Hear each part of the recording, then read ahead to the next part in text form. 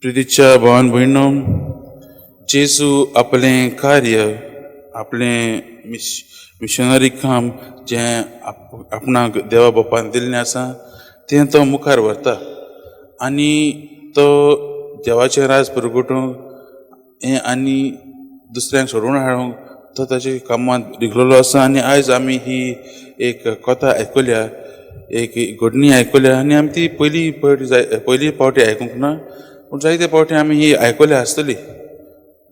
जेजू येता आनी ह्या देंवचार बसलेल्या मनशाक तो बरो करता.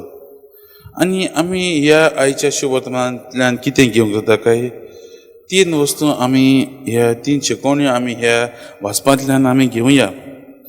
पयली म्हणल्यार म्हज्या भावान भयणो, वायट वो मेळो आत्मो आमच्या जिवितांत जेन्ना येता तेन्ना आमच्या जिविताचो संबंद आमी मोडटात. आमच्या जिवितांत एक फूट घालता. हो वायट जो आत्मो आसा, हो मेळो आत्मो आसा, तो आमच्या जिवितांत जेन्ना आमी आपणायतात तो आमच्या जिवितांत एक सेपरेशन हाडटा, एक डिविजन कशें तो हाडटा. म्हज्या भावान भयणो, जायते फावटी आमी आमच्या जिवितांत पातकाक आमी आमचें जिवीत चलोवंक पदवी दिल्ली आसा. आनी जेन्ना आमी पातकाक आमच्या जिवितांत आपणायता तेन्ना आमचें जिवीत आख्खें वायटूच वता. आमी देवाक कडसून पयले सुवातेर सेपरेट जातात. आमी देवाक कडसून पयलो आमचो संबंद मोडटात. आनी तें आमकां आयच्या ह्या वाचपान दिसूंक येता. घोडे हांगा बरयल्लें नासतलें ह्या मनशाचेर हे जे मेळे आत्मे आसात वो देंवचार कसो बसलो ते आमकां सांगूंक ना खरें, पूण तेजेर ते जायते मेळे आत्मे आसा तेजेरूच आमकां गमोन येता की हो मनीसूय पयलो बऱ्या देवाच्या मार्गांत चलचे सुवातेर तो वायट मार्गांत चलतालो आनी ताणें आपलेच भितर हे मेळे आत्म्याक येवंक रजा दिल्ली. आनी हेच भाशेन तो ताणें देवा मदलो आनी ताचे मदलो संबंद मोडलेलो. तेंच न्हय, पूण समाजा मदें आनी ताचे मदें तो संबंद मोडलेलो आमकां दिसून येता. कित्याक जेन्ना ह्या मनशाच्या जिवितांत हे मेळे आत्मे ताचें जिवीत चलयताले तो आमी पळयता तो समाधींनी वचून रिगूंक लागलो आनी बिराड करूंक लागलो आनी दोंगरांनी तो रावतालो. तो लोकांक कडसरलोय पयस केलो. लोकूय ताका जायते आदार करूंक सोदताले. ताका ताणें तें सांकळ्यांनी बांदून बी ताका आदार करूंक सोदताले, पूण लोकांच्यांनी जायना जालें आनी लोकांनी ताका सोडून दिल्लो कसो आमकां एक आयज वाचप आमकां सांगता. सो ही जावन आसा पयली शिकून. जेन्ना आमी आमच्या जिवितांत म्हज्या भावान भयणो वायटाक आमी पातकाक आमी आमच्या जिवितांत घेतात तेन्ना आमच्या मदीं आनी देवा मदें संबंद आमी मोडटात. आमचे मदीं आनी समाजा मदीं आमच्या भावा भयण्यां मदीं संबंद आमी मोडटात. दुसरें म्हणल्यार दुसरी शिकून घेवंक जाता ती म्हणल्यार म्हज्या भावान भयणो, देंवचाराचो आत्मो जिवितांत पदवी आमी दिवंक देंवचाराच्या आत्म्याक आमच्या जिवितांत पदवी दिवंक आमी गरजेचें न्हय. आमी जाता ते भाशेन जेन्ना आमकां गमन येता की आमचें जिवीत बऱ्या मार्गान चलना तेन्ना आमी जेजूक आपणावंक गरजेचो.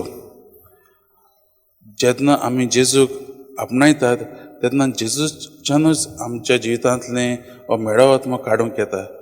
आनी आमी तें आयच्या वाचपान पळयता जेजू आमचे मदें आसाच.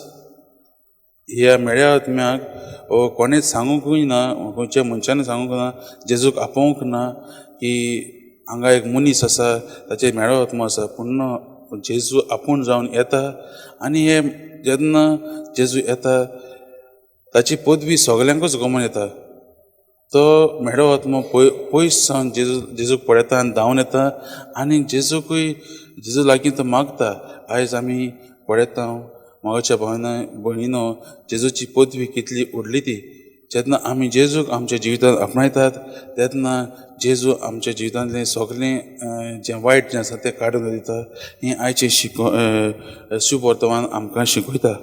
आनी तिसरी शिकवण आमी घेवंक जाता ती म्हणल्यार म्हज्या भावान भयणो, जेन्ना आमी जेजूची ही सोडवण अणभवता तेन्ना आमी जेजूची हो मोग अणभवता तेन्ना आमी तो आमकांच धरूंक म्हणून जेजू आमकां एक कार्य दिता.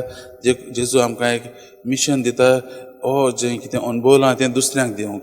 आयज आमी पळयलां हो देंवचार कोश्टे जाल्लो तो मनीस जेजू लागीं मागता आपणाक तुजे सांगाता व्हर म्हणून, पूण जेजू ताका म्हणटा ना वच आनी तो तुज्या घरच्यांक सांग देवान तुजे जिवितांत कसल्यो कसल्यो वस्तू केल्यात त्यो वचून तुज्या घरच्यांक सांगूंक तो ताका लायता.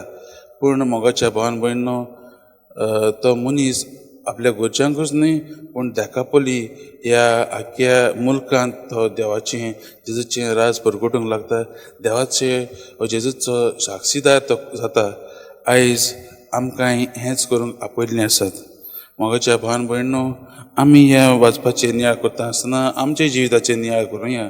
जायते फावटी आमी देवाक कडसून पयस गेल्यांत आनी पातकाक आमी पयलो जागो दिल्लो आसा आनी देवाक कडलो आमी संबंद मोडलेलो आसा आनी आमी आमचेच समाधीनी बसून बिराड केलेलीं आसा. आमी जायते फावटी जेजूक आमच्या जिवितांत घेवंक ना. आयज जेजू आपयता आपणाक तुज्या काळजांत येवंक सुवात दी म्हणून.